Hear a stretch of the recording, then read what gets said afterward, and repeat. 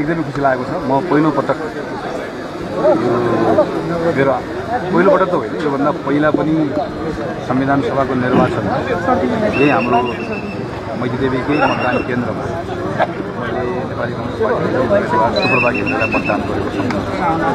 र त्योभन्दा पछाडिका सबै निर्वाचनहरूमा मैले यो आफ्नो मतदान केन्द्रमा मतदान गर्दै गर्दा म तेस्रो उम्मेदवार म आफै थिएँ।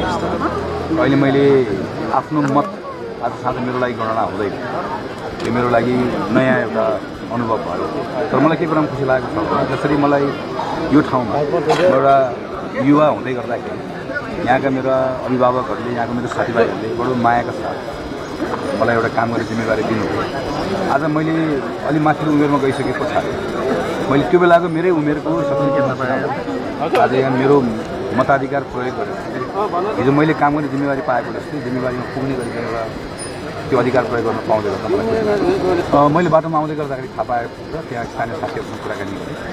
दुईवटा मतदान केन्द्रमा सामान्य तनाव परिस्थिति भएको रहेछ, रोकियो भने तर अहिले तुरुन्तै उहाँहरू बसेर त्यसलाई बसेर छलफल गरिसक्यो भनेर भन्नुभएको छ। मैले प्रशासनको साथीहरूलाई पनि भने कि योभन्दा अगाडि यो निर्वाचन क्षेत्रको बारेमा जस्तो खालको ट्र्याक रेकर्ड भएको छ, यो पटक निर्वाचनको दिनसम्म आइपुग्दै गर्दा यहाँ कुनै पनि घटना भएको छैन।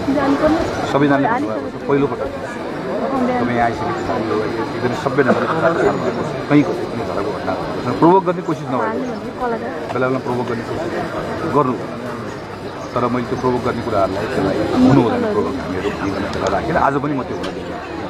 मलाई के विश्वास हुन्छ अलिअलि तनाव स्थिति भयो भने हामी त्यसलाई सवाल गर्छौँ। मैले त्यस्तो धेरै अन्तर्क्रिया गर्न त पाएको छैन, तर अब यो ठाउँमा आउँदै गर्दाखेरि मैले एकछिन जतिजना भेटेँ मैले बुथमा उहाँहरूले योभन्दा पहिला तपाईँलाई मत हालेको 2-3जना भेटेँ, त्यसबाट तपाईँको ठाउँमा सजिलै मत हालेको छ। कतिजनाले चाहिँ अब उहाँहरूको चिन्ता एकदमै धेरै सर्लाहीको 4 नम्बर वार्ड चिन्ता छ। म यसपालि सर्लाहीको क्षेत्र नम्बर 4मा चुनावी प्रचार गर्दै गर्दाखेरि मैले यसपालि गरेको अनुभव चाहिँ प्रत्येक दिन मैले कति अनुरोध गरेँ यहाँबाट साथीहरू नआइदिनु, प्रत्येक दिन 10जना 12जना साथी कहिले बुढाको चाबेलको कहिले मैथिलीको कोही न कोही साथी यसो बोल्दै गर्दाखेरि पछाडि उभिरहेको देख्थेँ मैले। मलाई खुसी पनि लाग्यो मैले आयोजन गरेको कुरा। मैले यहाँको साथीहरू फेरि त्यो सबै कोही पार्टीको कार्यकर्ता मात्र होइन, यहाँको सामान्य युवा साथीहरू पनि त्यो क्षेत्र हेर्न आउँदा भन्दा ठाउँमा कस्तो महिला हेर्न आउँदा चिन्ता गर्दाखेरि कति मतदाता रिसाउनु पनि भयो। मैले उहाँहरूलाई कुरा भनेको छु कि म त परिवार बढाउनु गएँ, यो त मेरो ठाउँ हो, मेरो गाउँ हो, म यहाँबाट छोडेर गएँ भनेर म कतै बसाइसराई गरेको छु। हामी नेपालभित्र पनि बाहिरभित्रको जुन भाषा हामी निर्माण गर्ने हामीले पनि गरेको कि हाम्रो सच्याउनुपर्छ। नेपाल सबैको लागि खुला हुनुपर्छ, जो जहाँ पनि आउनुपर्छ, जो जानै जानु पाउनुपर्छ। एउटा कुरा के हो मेरो लागि चाहिँ किनभने यो मैले एकदम पर्सनल एक्सपिरियन्स गर्न आवश्यक थियो। मैले काठमाडौँको एकदम मुटुमा यहीँ जन्मेँ, यहीँ हुर्केँ, यहीँको हावापानीमा यहीँको राजनीति पनि गरेँ। मेरो जुन थट प्रोसेस छ सोच्ने तरिका मैले अहिले मधेस गइसकेपछि यो 15-20 दिन अब मैले भोलि काठमाडौँको यहाँको संसदमा वा सरकारमा जुन जिम्मेवारी त्यहाँ बस्दै गर्दाखेरि मैले सोच्ने कुरै फरक हुन्छ। मैले यहाँ बसेर त्यो उप किसानको बारेमा म पहिलाको जस्तो अनुदान काट्ने कल्पना पनि गर्न सक्छु।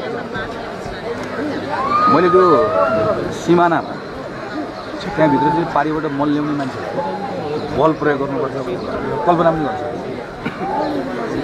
मैले त्यो सरकारले बजेट बनाउने कुराको सन्दर्भमा अरूको बजेट काटेर भयो भने त्यो मधेसको दलितको घर फेर्ने कुरा पहिलो वर्षमा बरु अरूमा पैसा लाग्छ, बरु काटौँ मन्त्रालय कतिवटा काट्ने त्यो बरु नराख्ने कुरो म कल्पना गर्छु। किन मैले त्यहाँ गएर के देखेर आएँ भने मान्छे अहिले पनि यस्तो अवस्थामा अरू बसिरहेको एउटा मेरो लागि सकिएको म एज अ पोलिटिसियन थाहा थिएन भनेर भन्ने कुरा पनि आज जान्थेँ म घुम्थेँबाट बेला बेला जान्थेँ लागि रातमा यात्रा गरेँ।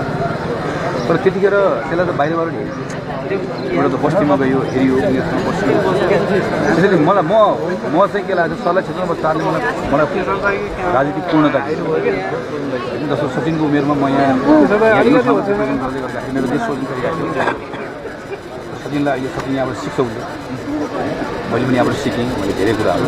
अब मलाई पूर्ण हुने कुराको लागि त्यहाँको उम्मेदवार मलाई धेरै कुरा। दाइ अन्तिम प्रश्न, तपाईँ उम्मेदवार मात्रै हुँदा र प्रधानमन्त्रीको उम्मेदवारै हुँदा चाहिँ कतिको मजा आउँदैन।